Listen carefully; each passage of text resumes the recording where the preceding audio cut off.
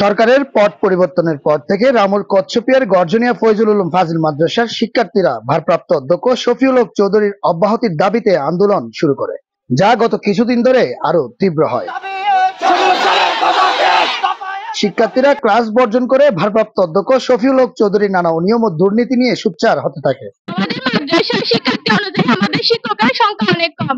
যদিও এনটিআরসি এর পক্ষ থেকে এনটিআরসি এর মাধ্যমে 8জন শিক্ষকের চাহিদা এসেছিল, কিন্তু আমাদের ভারপ্রাপ্ত অধ্যক্ষ জনাব শফিউল হক চৌধুরী এই চাহিদাগুলো না মেটায় আমরা 8জন শিক্ষক থেকে বঞ্চিত হয়েছি এবং আমরা 5জন থেকে বঞ্চিত হয়ে যাচ্ছি।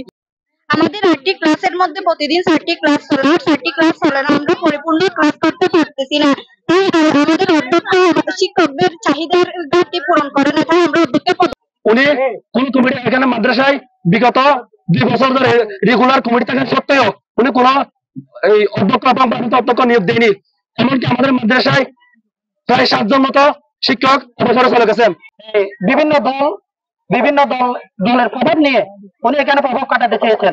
আমাদের এই প্রতিষ্ঠানে 100জন পর্যন্ত শিক্ষক এখন খালি, এগুলো পূরণ করার জন্য শিক্ষক এবং ছাত্ররা অনেকবার দাবি তুলেছিলেন, কিন্তু কোনো কথাই শোনেন না।